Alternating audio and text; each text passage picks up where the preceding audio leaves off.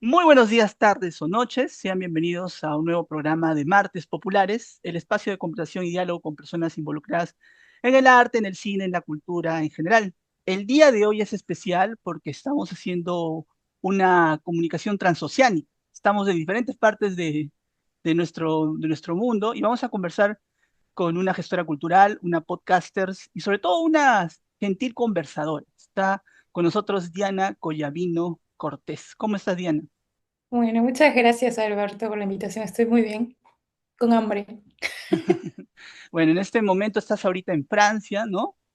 Sí, Son 7 horas de diferencia, ¿no? La que nos separa. me parece, sí. Ya perdí, ya dejé de contar las horas, ya no me fijo en eso. Bueno, vamos a hablar un poco de lo que estás haciendo. Tu proyecto principal, digamos, por el que te conocí, se llama Arte Llamado, que es un podcast de conversación con personas involucradas en el arte, latinos sobre todo, ¿no? Que están en diferentes partes del mundo, pero cuyo combustible es el amor al arte y la cultura.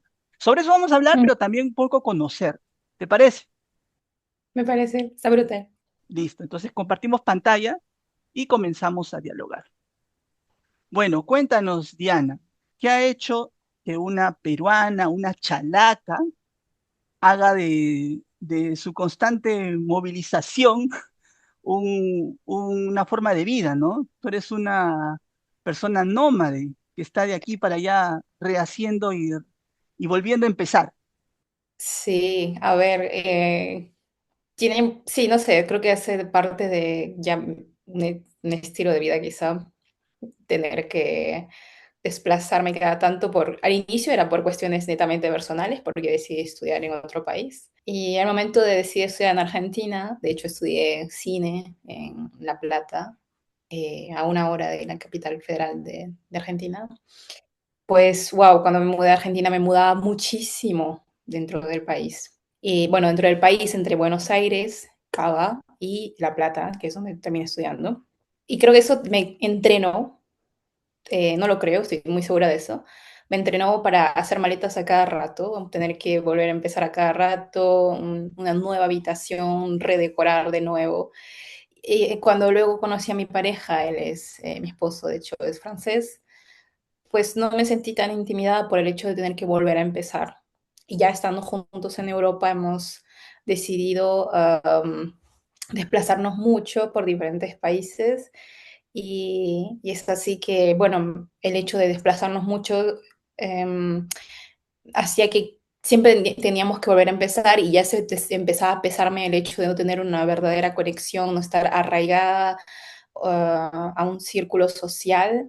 Entonces, para mí el podcast significó Arte Llamado, significó una gran oportunidad para estar en conexión con gente de Latinoamérica, para seguir hablando cultura y seguir de aprender, de difundir, de motivarme a estar involucrada en la cultura, digamos. Así que, eh, bueno, Arte Llamado nace de esta necesidad, ¿no?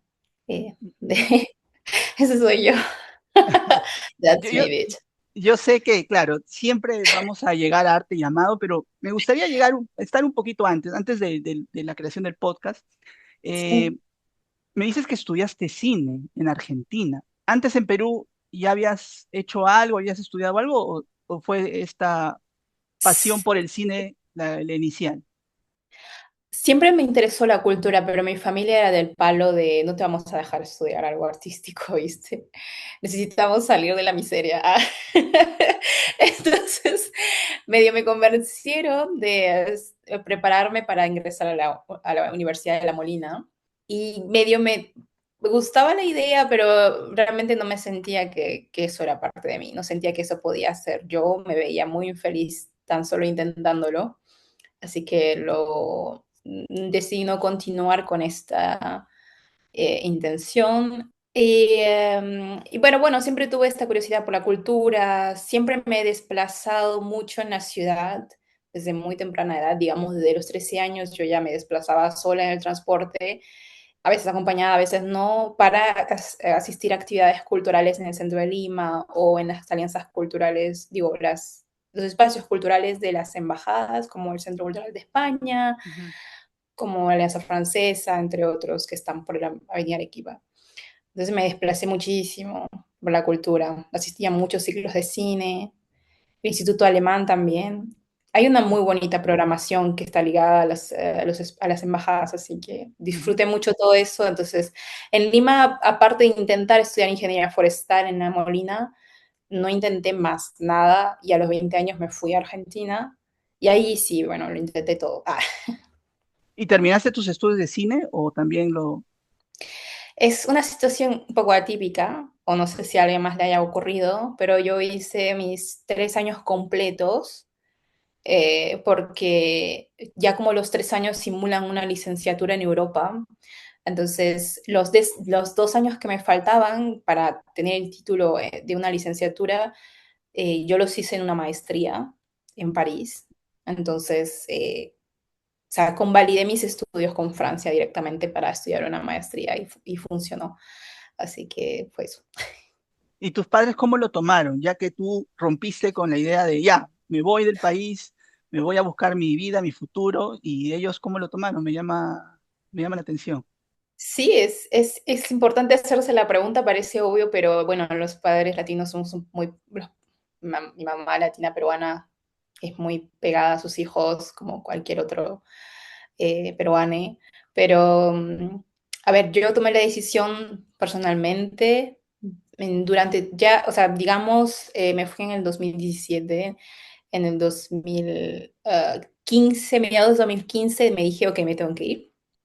Luego el pasaporte también era sacar cita, esperar a que la cita salga, tener el pasaporte de una vez. Y luego después de eso sí le dije a mi mamá, tipo, me voy. Y mi mamá no lo podía creer. Me creía que era joda, realmente todo el tiempo pensó que era joda hasta que, y también, ¿no? Siempre trabajando de lado y ahorrando. Ahorrando con ese propósito, ahorré realmente todo lo que pude. No digo que ay, todo eso cubrió mis viajes mágicamente, pero mi familia me ayudó después, ya que veían que no había ya que mi decisión no iba a cambiar. Encima, con mi dinero ahorrado, compré el pasaje también. Entonces, ya una vez que tenía el pasaje, para mi mamá fue mucho más realista, ¿no? Que ya, encima no le pedí plata a nadie para el pasaje, tipo, me lo pagué yo, para que nadie me estuviese, porque si tenía que pedirle plata a mis padres para que me compren el pasaje, bueno, ese viaje nunca iba a ocurrir posiblemente. Sí, bueno, estaban un poco preocupados, pero no sé por qué yo estaba tan segura de que tenía que irme. Me sentía como en línea recta, digo, yo de aquí me tengo que ir, digo, me voy, y estaba muy feliz de irme. O sea, no lo viví con mucho miedo. Mi mamá me decía, tipo, son muy racistas, vas a tener que tener cuidado. Yo le digo, no sé, o sea, sí, quizá, ¿no? No, yo nunca tuve una mala experiencia en Argentina, ya estando allí. Así que no sé, viajé con mucha ingenuidad, digamos, pero se pasó muy bien. Wow, entonces ese viaje, sí, o sea, literalmente te cambió la vida, ¿no? Si no hubieses decidido salir del país y llegar a Argentina y estudiar lo que estudiaste, no te hubieses encontrado a las personas que encontraste y te hubieses animado a seguir viajando por el mundo. Sí, igual es duro irse del país. Creo que ya me han preguntado esto antes y lo repito. Uno siempre cuando se va, siempre quiere volver. Como hay un periodo de prueba, digamos, que te da esta circunstancia de emigrar, que los primeros 3 años, cada 10 meses, cada 8 meses te quieres volver a tu país. Y es lo que yo hacía. O sea, yo aprovechaba las vacaciones de verano para volver a Lima y me quedaba un mes y medio y luego volvía. Y cada vez que volvía a Perú, a Lima, luego decía, bueno, ya quiero volver a Argentina, ¿viste? Entonces, cada vez que iba y volvía me convencía de que ya no tenía que volver, de que tenía que estar en un solo lugar. Y eso, bueno, crea un carácter, forja un carácter. Yo tenía las posibilidades de desplazarme. Tampoco era que mi familia acaba plata, o sea, eso lo quiero dejar muy en claro. Pero hacían esfuerzos porque también querían verme y yo también trabajaba de lado. Ujú. Entonces, nada, hay que ser fuerte, no es tan sencillo. Después de los 3 años, ya, porque viví como 4 años en Argentina, sí, ya luego estaba segura. Y cuando me fui para Francia, ya tampoco me cuestioné que nunca más, o sea, no, nunca más no, pero no me cuestioné, de repente no voy a ver a mi familia en un buen tiempo, tipo, eso era lo menos que me preocupaba, lo que más me interesaba, poder adaptarme al país, a Francia. ¿Sabes qué? ¿Por qué te lo pongo hincapié en esto? Porque, mm, mira, te lo confieso, ¿no? Yo también he vivido gran parte de mi vida, más de la mitad de mi vida en Cusco. y venía esporádicamente a Lima para visitar a mi familia que estaba acá y todo. Y en un momento, cuando estuve en esta ciudad, por N circunstancias, la vida cultural me absorbió, me gustó mucho, me pareció muy intensa, me pareció muy dinámica, me pareció que todos los días había algo que hacer. Algo que en Cusco podría decir que pasa eso, pero no con esa efervescencia, ¿no? Ahora miro en perspectiva, ¿no? Ahora el Cusco ha cambiado, obviamente, ¿no? Pero igual que tú, el 2017, vine aquí, a Lima, y me absorbió la ciudad. Una reconciliación con la ciudad donde nací. eh, y también me es difícil dar marcha atrás, ¿no? Volver al Cusco y regresar en un lugar que también he sido muy feliz, ¿no? Es muy complicado a veces porque o el trabajo o las relaciones interpersonales que tienes o el grupo que has formado también en la ciudad que habitas te hace creer de que el hogar está ahí también. Sí. Para mí fue duro, digamos, dejar Argentina. Si había un lugar cuando me fui a Francia que quería volver a Argentina, porque hice muchos amigos. Bueno, creo que cuando tu etapa, donde sea que pases tu etapa universitaria es un poco clave porque creas vínculos muy fuertes.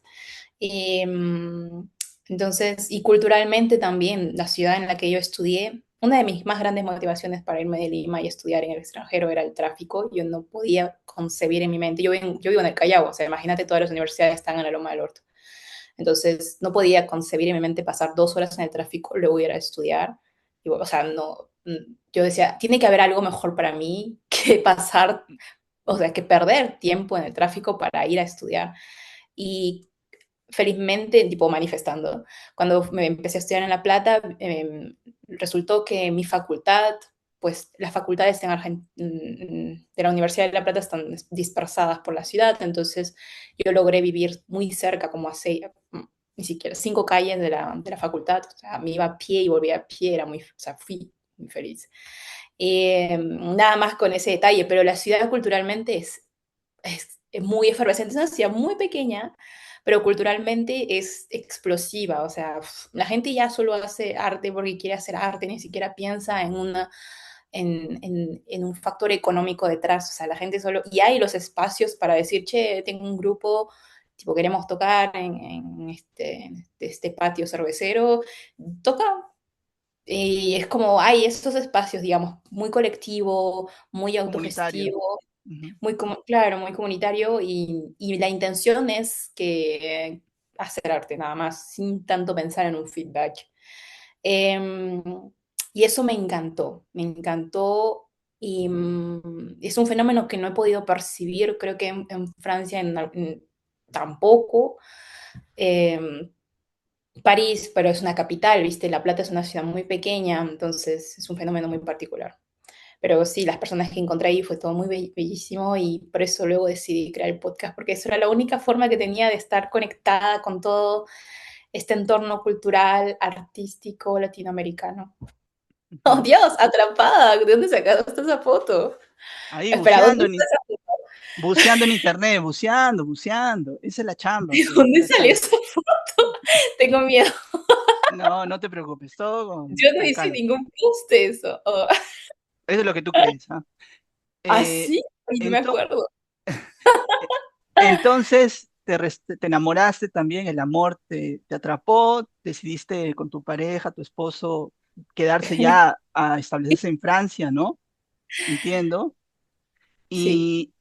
Y, ya de por sí eso es la semilla de algo que piensas, ese es ya va a ser tu epicentro de trabajo, de vida, Francia, París. Sin duda siempre nos desplazamos mucho. Cuando llegamos a Francia, él no es de París, es del noroeste, creo que es, noreste creo que es, en una provincia que se llama Bretaña. Y entonces inicialmente tuvimos que vivir allí y fue para la maestría que me aceptaron en París, que nos decidimos mudar a París. Pero incluso en el 2023, un año antes de empezar la maestría, estuvimos, bueno, nuestra intención fue vivir en Madrid, porque me dije, es la capital. Yo he descubierto porque mi chico es de una provincia, es de campo, es realmente el campo. Entonces yo dije, de repente esta vida también es para mí, ¿no? Yo siempre vivo en una ciudad, eh, a ver qué ondis, vamos a probar pequeñas ciudades. Y claro, decidí que esto no es lo mío, o sea, yo no puedo vivir en espacios tan pequeños, sobre todo si no hay una dinámica cultural que esté ahí presente, como fue el caso de La Plata. Entonces, para mí no es concebible estar en un lugar pequeño, que no haya casi nada, y menos que no haya cultura, o sea, tiene que haber cultura. Mi vida gira en torno de eso. Y estuvimos en Madrid, y para mí fue nefasto, me encanta la ciudad, es una capital muy atípica, porque es una capital que eh, es muy tranquila para ser una capital, tipo, yo no siento a la gente estresada ahí. Y sí, es también muy culturalmente muy activo, em, pero es muy tranquilo, o sea, no, es una ciudad capital muy familiar inclusive, o sea, muchas veces la gente no quiere vivir con sus hijos en la capital, pero en Madrid hay muchas familias andando. Eso todo es perfecto, sin embargo, yo pensaba como ir a trabajar allí y cuando testé poder trabajar allí, como independiente, como freelance, o sea, fue el periodo de mi vida en el que recibí demasiados no. No, no, no, no, no, no, no, no queremos trabajar contigo, no queremos trabajar contigo, no queremos. Yo estaba muy sorprendida porque nada más unos meses antes de salir y partir a Madrid, yo ya estaba trabajando lo mismo en Bretaña, en esta provincia donde es mi pareja, y me iba súper bien. Entonces dije, bueno, si aquí me va súper bien en Madrid, que es la misma lengua, tendría que ir igual. Y no fue el caso, o sea, fue una etapa de mi vida que viví muchos no, y eso me marcó en el sentido de, bueno, ya la gente te va a decir no siempre, o sea, si quieren, ¿no?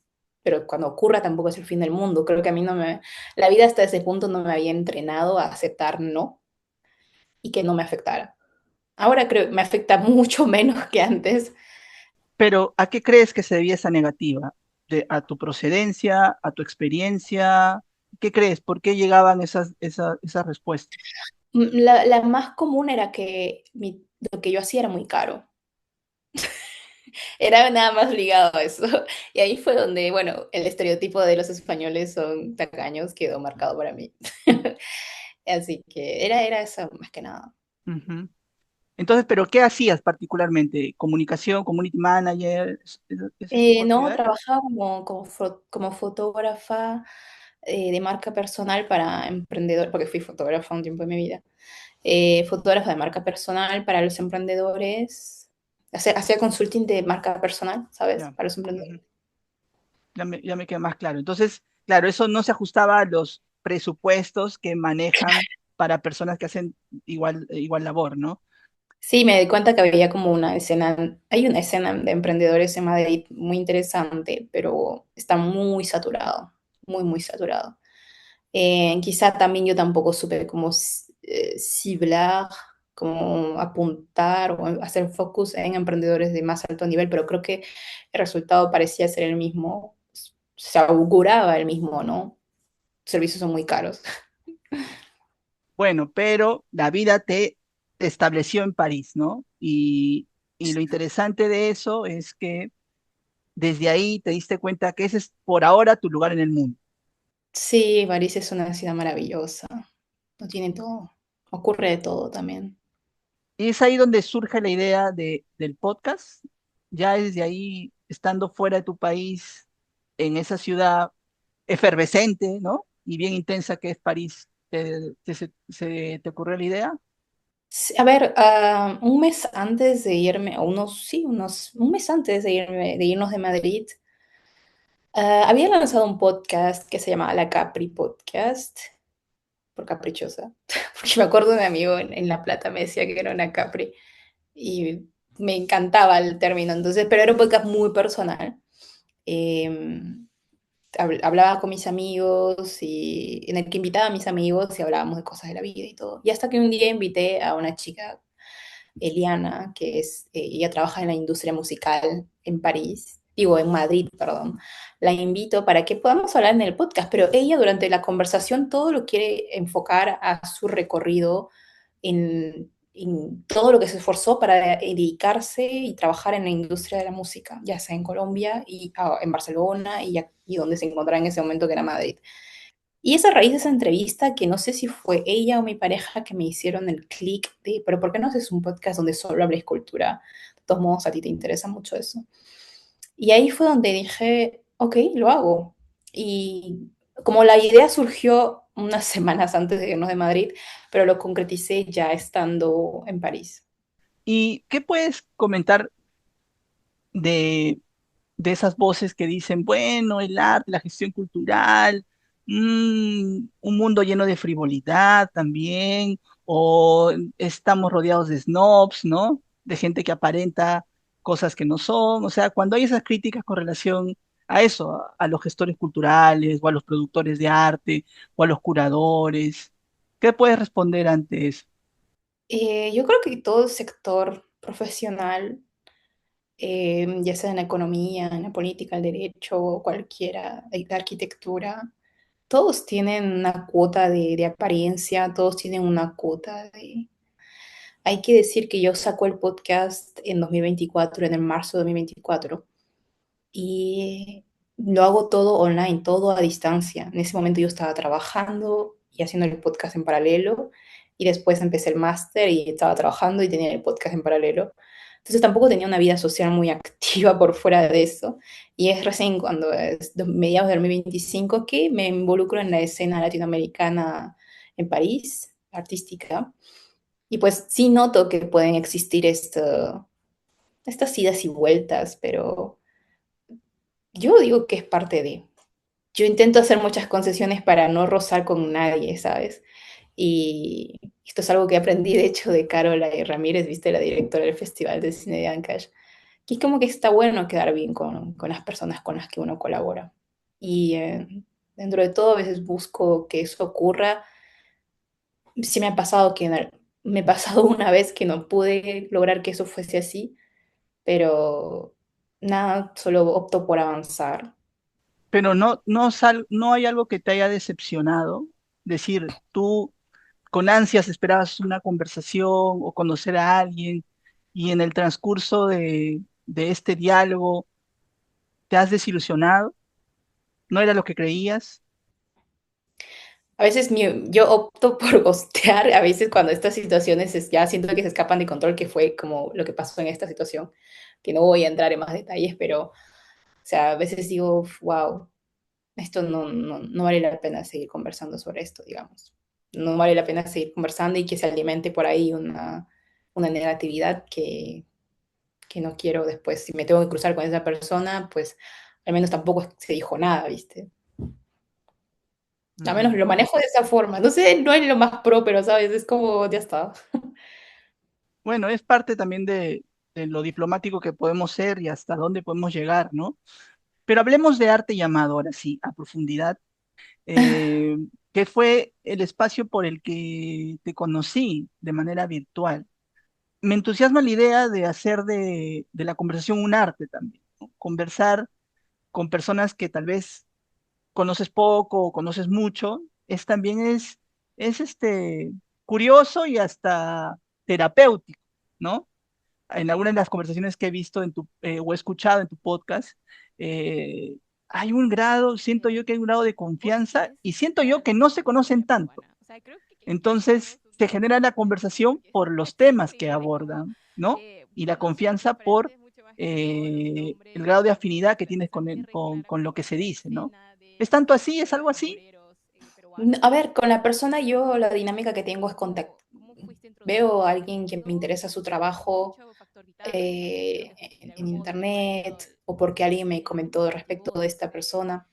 Ya muy recientemente, por ejemplo, esta última temporada que va saliendo muy poco a poco a comparación de las otras, todos estos invitados han sido muchos de ellos referenciados. Entonces, con ellos les escribo una vez, si están interesados, después los conozco ese mismo día que los entrevisto en realidad. Si no, previo a eso, solamente conversamos a través de mensaje o correo electrónico, dependiendo la personalidad. Y no sé, yo creo que es una cuestión o sea, de mi manera de conversar, de manejar las conversaciones, digamos. Previo a la entrevista, yo siempre les pido, por favor, su biografía, su CV, pido información, porque esto me permite por ahí destacar ciertos puntos de su cronología profesional en la cultura. y ponerlo en valor o hacer el puente. Ya a veces creo que es una cuestión de skills, de pensar, ok, está hablando de esto, puedo empalmar con esto y taca, taca. Entonces, y Claro, también es esa sensibilidad, es la sensibilidad que uno tiene por la cultura, por el arte. Muchos de los invitados a mí realmente me encanta lo que hacen, me apasiona que lo estén haciendo o encuentro mucho valor en que lo estén haciendo. Entonces, partiendo de eso también, para mí hay un interés genuino en saber cómo rayos lo estás logrando. ya, claro, hay una curiosidad porque te gusta su trabajo, pero cuando, por ejemplo, tú le pides a alguien, dame una información, dame tu información, esa persona le va a dar lo mejor de sí y se va a guardar lo que no es tan bueno de sí, ¿no? Entonces, ¿cómo te has puesto a pensar, oye, pucha, en verdad también me gustaría tocar algo que no es algo que dominas o es algo que lo has escondido, pero lo he encontrado, o no, dejas que todo sea por el lado positivo de su trabajo y su arte? Cuando me envían sus CVs culturales, pues me enfoco mucho en lo que sea que hayan estado haciendo en la cultura. Y, y sí, por lo general quiero que me hablen de sus proyectos. Si durante la conversación pues me dicen al final este proyecto no salió tan bien, probablemente ahondamos en ello. Pero si no, tampoco es como que quiero que... yo lo que busco con el podcast es que la gente se motive, desee como encuentre también un poco de aprendizaje en las conversaciones y se inspire también. Porque de por sí hay mucho estigma alrededor de la cultura de, ah, esto es difícil, esto es difícil. Entonces quiero que puedan al momento de escuchar una conversación saber cómo esta persona lo está logrando, cuáles fueron las estrategias, las reflexiones, las decisiones y poner más en valor eso, digamos. Es verdad que yo nunca tuve ese pensamiento de enfocar aquello negativo, digamos. Claro, o sea, cuando yo he escuchado algunos de los programas, y claro, todo es el valor de lo que hace el trabajo del artista y un poco la experiencia que te conecta a ti, ¿no? Porque yo veo que mucho agarras el hilo de, oye, esto yo también lo he hecho o esto también me simpatizo con esto. Siempre hay un Sí, grado de empatía en las conversaciones. sí, yo creo que eso es interesante porque también al final o sea, encuentro, porque es una conversación que yo estoy teniendo con esta persona y tampoco quiero que se escuche como que solo le hago preguntas y que la persona responde, pregunta y que la persona responde. Creo que al momento de que yo puedo decir a la persona, sabes, esto me pasó un poco similar o estuvimos en lugares, se crea también una conexión con la persona y a veces eso da pie a que me pueda decir otra cosa. Entonces, no quiero, no, nunca lo percibí como, y también creo que también es una cuota para el oyente de conocerme a mí, ¿no? Porque a lo largo de los episodios, pues, en cada episodio voy contando, es una persona que entrevisto totalmente diferente a la otra, y cada entrevistado me hace sacar un pasaje diferente de mi vida. Entonces, al momento de escuchar las entrevistas, pues a veces lo que busco yo con estos comentarios que voy soltando respecto de mi vida personal es que también puedan conocerme un poco a lo largo de de cada episodio. Conocerte a ti a través de otras personas, de alguna manera. Esa es la idea. Exacto. Sí. Diana, ¿te parece si vamos a una pausita? Porque está interesante, está chévere el diálogo, que es eso, de conocernos, porque no nos, es la primera vez que conversamos Vamos a así, una claro. pausa comercial y se Vamos a vienen una, ¿se vienen qué, perdón? los auspicios. Los que no tenemos. Entonces, pausa comercial, auspicios que no tenemos, y retomar nuestra conversación con Diana del podcast Arte Llamado, que este marzo cumple 2 años. Así que breve pausa y regresamos.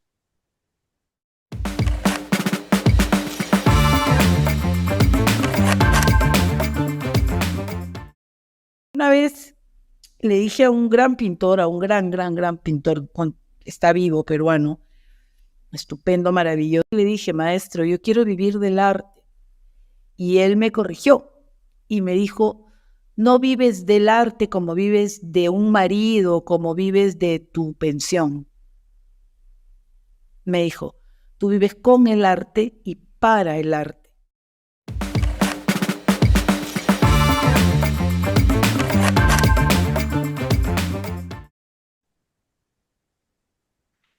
Y continuamos nuestra conversación con Diana Collavino. responsable del podcast Arte Llamado, que ha dado respuesta a nuestro llamado y ha decidido conversar con nosotros. Bueno, Diana, entonces compartimos pantalla para seguir hablando. Perfecto. Bueno, Diana, entonces ya tenemos el podcast, se nos ocurrió conversar con personas latinas, sobre todo, ¿no? Que gestionan, que trabajan, artistas.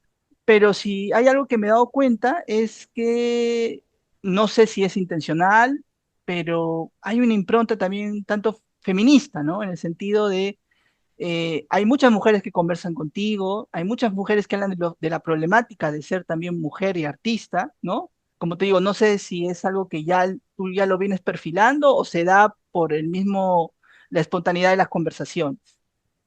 No, es totalmente intencional. Creo que es importante que se pongan en valor las mujeres que están en la escena cultural, ya sea como gestoras, como artistas.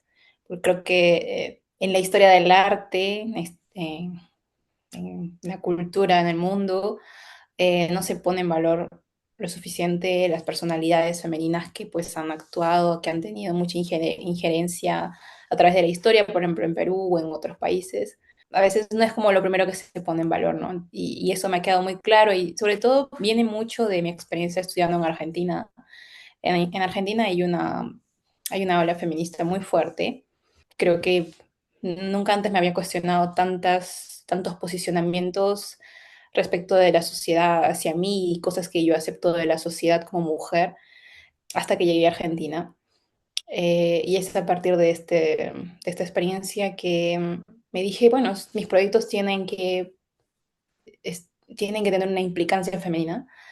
Quiero poner en valor lo que hacen y, y voilà.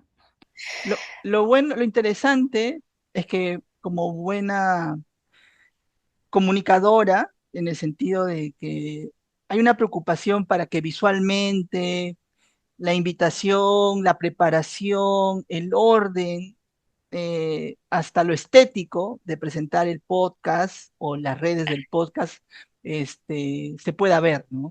Eso es algo ya, Ay, muchas gracias por decirlo. Me esfuerzo mucho por eso. no, no, claro, o sea, hay que destacar el esfuerzo en ese sentido, porque yo me pongo a pensar, yo no soy tan detallista en preparar mi programa, no en el sentido de las conversaciones, sino en lo publicitario de la propuesta, ¿no? De cómo me gustaría invitar a la gente a que vean las conversaciones, ¿no? No, no, no, yo soy un poco más básico, ¿no? En comparación a lo que tú haces, me parece que hay una preocupación a- hasta que porque visualmente la gente se le ponga clic a la entrevista, ¿no? A la conversación. Sí, es un recorrido de muchos años tener que encontrar un equilibrio en cómo quiero presentar lo que estoy haciendo. Sinceramente me inspiro mucho del marketing francés. Mi Ah, pareja también trabaja como comunicador, o sea, a ver, empezó como community manager, medio yo veía lo que él hacía, entonces también eso, creo que me ibas a decir algo, perdón. disculpa que te interrumpa. ¿Qué es el diferencial del marketing francés? Sí, digamos, es marketing de alto nivel y que está en todas las calles, en las paradas en los panes de publicidad en la calle, en el metro, en todas partes. En París hay mucha publicidad, en Francia hay mucha publicidad por todas partes. Entonces, medio te agota, pero después te terminas adaptando y a veces hasta termina siendo interesante ver cómo lo están haciendo. Entonces sí, me inspiré de eso para Arte Llamado. Si te das cuenta, para mí el proyecto ha tenido una evolución. Al inicio, bueno, me dije, lo hago como lo hago.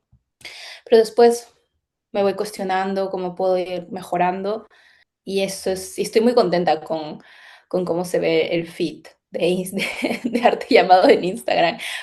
Para mí es muy importante estar a gusto con los colores que estoy usando, y también mantener una coherencia, como yo lo he mencionado previamente, he trabajado en lo que es personal branding. Entonces, la identidad visual para mí es una lectura valiosa.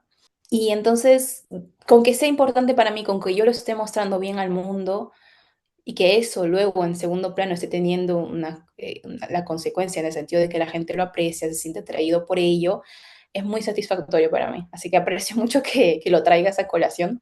Entonces, es el resultado de ver cómo otros grandes creadores de contenido están creando su contenido y yo inspirarme en ello y cómo lo puedo traspolar a arte llamado.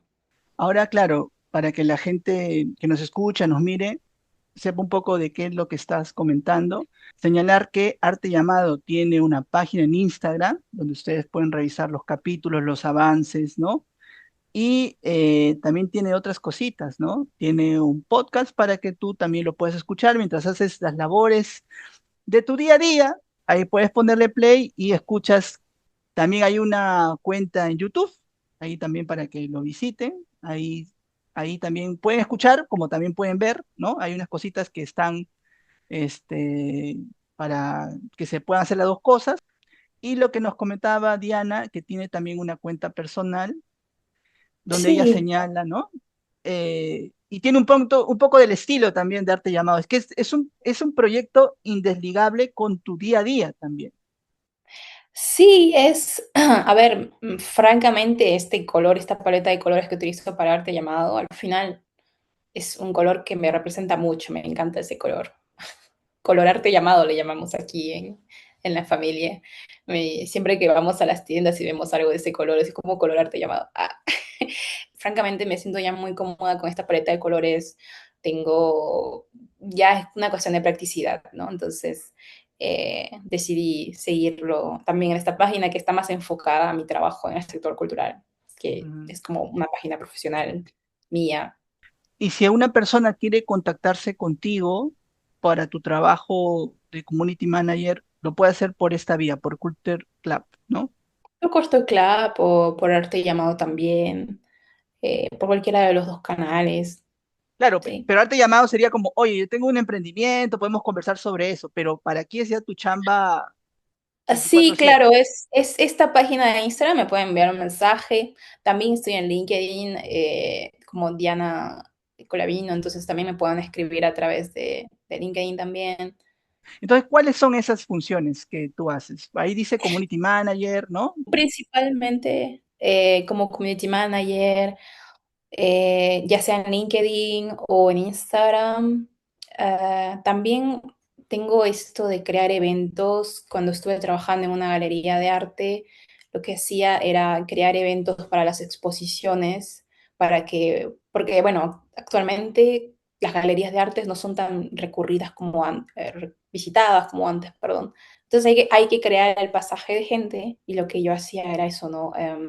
Crear eventos que pueda hacer que la gente venga a la galería, creadores de contenido, para que puedan crear contenido al respecto de lo que se está exponiendo, todo alineado a la exposición en curso. Por otro lado, las skills de podcasting, o sea, yo cuando lancé Arte Llamado sacaba un episodio cada semana y lo hice durante un año. Y bueno, sin duda me creé al final skills en podcasting, en la edición, en la gestión de entrevistas. Por eso también pongo podcasting, porque me interesa mucho trabajar en iniciativas como estas.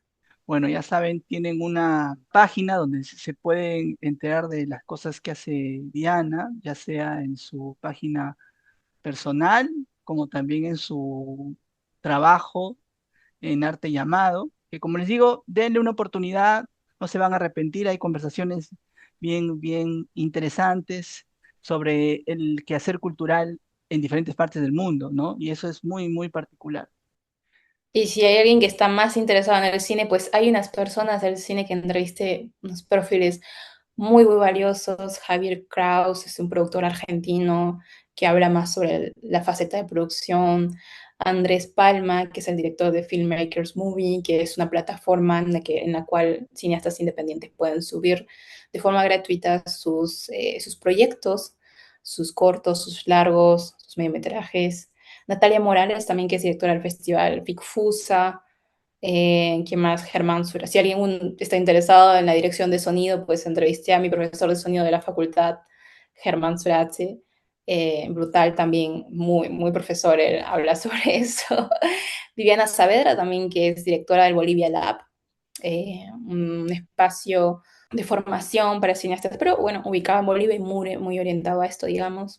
Y la última entrevista que tuve vinculada al cine fue hablar sobre el Festival Haya en Panamá.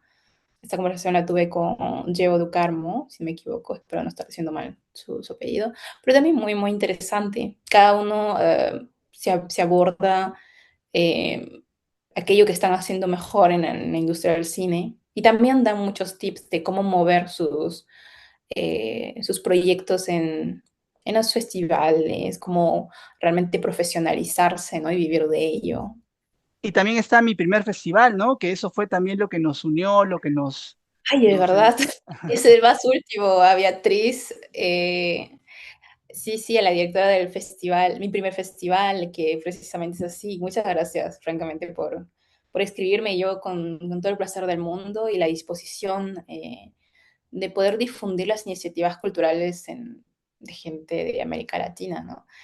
Y no solamente que estén ubicados en en América del Sur, Centroamérica o América del Norte, hablando de México, sino que si sos un latino creando, haciendo, teniendo iniciativas culturales en Canadá, en Dinamarca, en Suecia, o países de ese estilo, pues el podcast también está para poner en valor todo eso. Bueno, Diana, como bien dice la imagen, esperamos un nuevo episodio.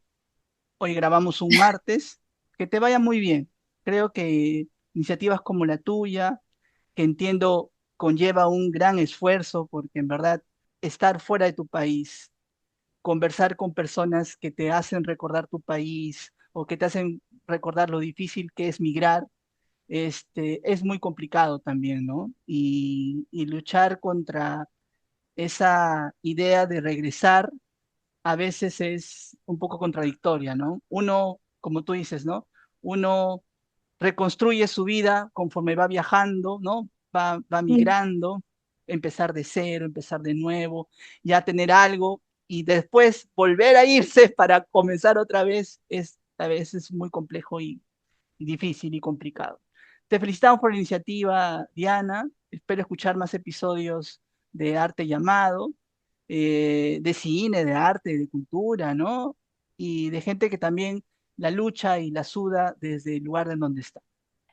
Muchas gracias, francamente, por la invitación, por poner en valor. Han sido muy buenas preguntas, muy buenas observaciones de tu parte y para mí un placer ocupar espacios como el tuyo para poder hablar más que de mí, hablar sobre el proyecto, porque yo también, no me quiero poner como 20, pero encuentro valioso lo que hago, porque al momento de entrevistar a todos estos profesionales, muchos de ellos me han dicho, qué genial esto, porque a veces no encuentro dónde puedan entrevistarme, porque a veces también hay un poco este estigma de para ser entrevistado tengo que haber logrado algo y no, o sea, no necesariamente pensarlo de esa forma. Y pues sin arte llamado estoy a disposición de todo aquel que esté dispuesto a compartir su historia, porque eso sí, creo que más que haber logrado algo es tener la disposición de querer hablar, porque también no es sencillo a veces estar frente a una cámara y que después haya contenido tuyo en internet y demás. Es tener esa predisposición y con que estés listo, para mí lo más valioso es eso. Si tienes la disposición de querer compartir tu historia con los demás, eh, las puertas de arte llamado están abiertas. Ya llegarán, no te preocupes. Recibirán el llamado y llegarán al podcast. Claro, cuando tú dices no han logrado algo, o sea, tal vez se refieres como algo mediático, popular, masivo, ¿no? Pero sí, sí han logrado cosas, ¿no? Tus entrevistados, Claro. sí han movilizado cosas, tal vez en tal vez algo micro o mediano, pero sí, ¿no? Y eso hay que también destacar, ¿no? Todos encuentran su público, todos encuentran su nicho y todos encuentran ese abrazo que se llama hacer de la conversación un arte. Muchas gracias, Diana, y nos vemos en una próxima oportunidad. Y a todos ustedes ya saben, tienen una cita todos los martes aquí en Martes Populares para conocer a personas como Diana que gestan, que trabajan desde cualquier lugar del mundo para el arte y la cultura. Así que Tupananchis Cama y nos vemos en una próxima oportunidad. Chao. Chao, gracias.